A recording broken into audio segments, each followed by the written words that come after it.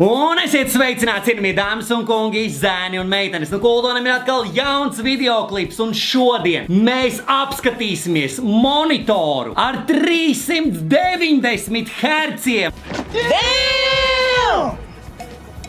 Un tas ir Aegon Pro sērijas monitors AG256FS. Šajā videoklipā uztaisīsim unboxing, parādīšu, kā viņš izskatās, pastāstīšu par viņu sīkāk. Sāksim ar unboxing. Gribās ātrāk redzēt, kāds tad viņš izskatās. 390 Hz jūs stāties priekšā, draugi, un tad, kad jūs uzzināsiet šī monitora cenu, jūs vispār būsiet šokā. Pirmais, ko mēs redzam komplektācijā, iekšā mums ir vēl viena kastīte. Aegon Pro! Šajā kastītē mums tad ir visi nepieciešamie vadi. Mums ir barošanas cables, USB Type-B uz Type-A, displaya cables, displaya portam, kuru arī tad mēs arī izmantosim. Ir arī HDMI, bet caur HDMI mēs dabūsim tikai 240 Hz, tāpēc ņemiet to vērā. Arī šāds ten metāliņš tiem cilvēkiem, kas varbūt šo monitoru gribēs izmantot, piestiprinājot pie sienas. Komplektācijā nāk šāda pults, kur tad arī jūs varat pieslēgt pie paša monitora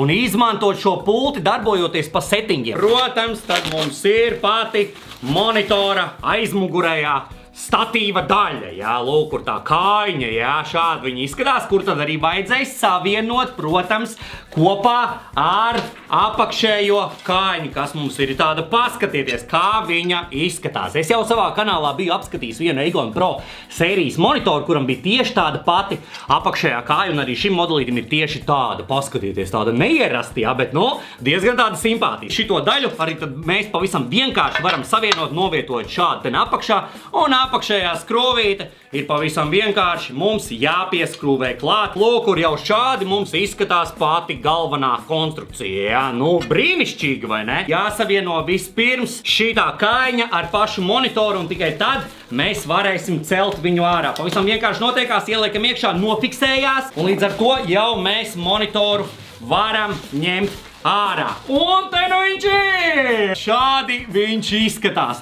Aizmugurītē. O, jā! Paskatieties dizainiski. Šaurās maliņas, rekur, kreisajā pusītē, labajā pusītē, augšpusītē. Nu, pavisam mazi rāmīši. Aegona logucīts. Man pašam ir veseli 2 Aegona monitori uz main setupi, jā?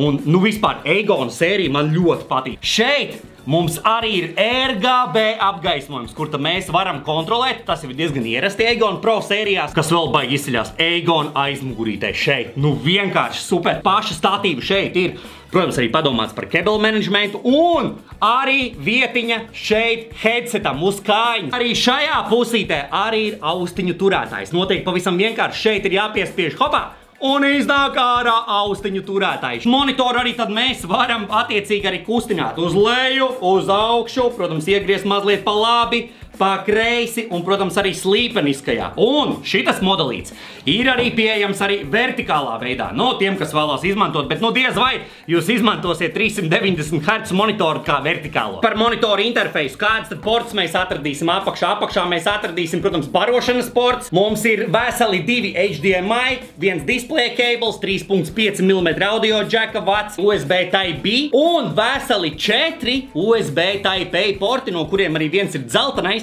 ar fast charge. Runāju par šo monitoru par sīkākām detaļām. Tātad ekrāna izmērs 24,5 colas. Paneļa rezolūcija 1920 x 1080. Šis ir Fast IPS panelis. Es zinu, ka daudziem cilvēkiem patīk tieši Fast IPS, un šis ir tieši tāds. 0,3 milisekundes response times ar Adaptive Sync, ar HDR 400 un, protams, low input lag tehnoloģiju. Un, protams, RGB Light FX monitora aizmugurē, kur es jau teicu jau pirmīt, foršs RGB apgaismojums, kur jūs varat customizot un visu pārējo. Un, protams, jūs varat izmantot AOCG menu aplikāciju, kas ir uz datora, un kontrolēt jau visus settingus caur aplikāciju, neizmantojot pat šādus pultis, nelienot pa settingiem, ieejot aplikācijā, un jūs tur varat kontrolēt pilnīgi visu. Baigi forša aplikācija, pats izmantoja ļoti ērti. Un, protams, galvenais šī monitora trumpis 390 Hz Herci, no ko es ar nepacietību gribu redzēt, kā tad ir spēlēt kaut to pašu CS2 uz 390 Hz. Nekad nav bijis tāds experience, tāpēc dodamies jau tagad, pievienosim šo bad boy jau pie manējā seta, paskatīsimies, kā viņš izskatās jau uz seta, un, protams, uzspēlēsim CS2. Let's go, dodamies! A few moments later. Te nu viņš ir Aegon Pro 390 Hz monitors jau uz mana galda. Nu paskatieties, cik viņš ir elegants. RGB apgaismojums. Nu mans mīļākais ir šāds izskats. Tāds rainbow efekts, tāds wave efekts, kur krāsiņas mainās. Mazs mīnusiņš ir tāds. Man nedaudz ir pa mazu. Man tomēr patīk, kad ir tie 27 cols. Šī settinga pults, pa kur jau pirmīt stāstīju. Jūs, protams, varat darboties pa settingiem, izmantojot aizmugurējo joystiku, lūk, kur atvarās vaļā settingi. Bet varat arī darboties ar pulti. Nospiežot OK, lūdzu, atvarās vaļā mums settingi, un tad mēs varam darboties pa settingiem. Viena lieta, ko nepieminēju videoklipa sākumā, ir tas, ka, lai dabūtu 390 Hz, ir vajag overclockot. Kādā veidā tas notiek, aizejot pie game settings, jums obligāti, kur augšā ir overclocks šeit, un jums jābūt ir on. Un tad jūs varēsiet dabūt tos 390 Hz. Tā viņš dod ārā 360 tikai tad, kad es pieslēdzu. Man nācās viņus overclockot. Display settingos aizējam, advance un lūdzu 390 Hz. G-menu. Varat izmantot G-menu aplikāciju, darbojoties pie settingiem. Aturot vaļā, viņa jau uzreiz izvēlās jūsu monitoru un lūdzu, te var darboties, principā, visu arī regulēt. Tur krāsas un visu pārējo, tur Gamer 1, Gamer 2, Gamer 3 un tā tālāk. Visi pieejams arī šajā aplikācijā. Ļoti interesanti liekas tā apakšējā kāja, personiski, jā, nu tāda neierasta, kā teikt, jā, bet diezgan monitors turās stabili, visi kārtībā, tādā ziņā baigi forši. Lūk, kur aizmugurītē mēs varam paņemt tad mūsu headsetu un nolikt šitajā vietā, jā, nu, gadījumā, ja kas, varbūt kāds vēlās šeit likt.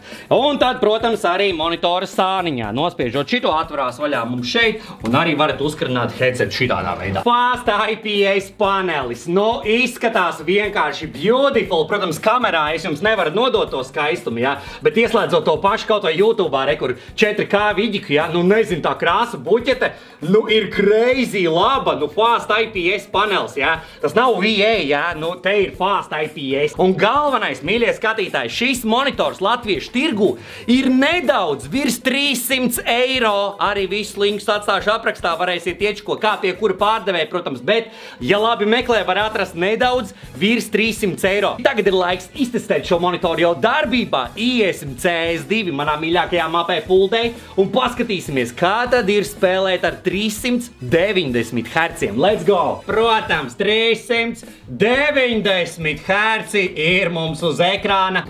Aiziet! No, ļoti interesants sajūtas jums te. Ok. Aiziet! Double kills! Come on, baby! That's how we do! Auziņš! Aiziet! Labi! Oh my god, bet tik smooth! Ok, es biju savā dzīvē jau spēlējis ar 360 kaut kādu laiku apakaļ, bet nu sajūts ir līdzīgs. Teikšu godīgi, jā? 390, 360 savā ziņā ir diezgan tuvu. Jā! Baby! Labi! Wow, baby! Revolvers! Labi! Kas tur? Baby! Labi! Aiziet ar šontīti, līdās padarbosimies. Pēdējo ar nazīt! Utsa! Come on, baby! That's how we do!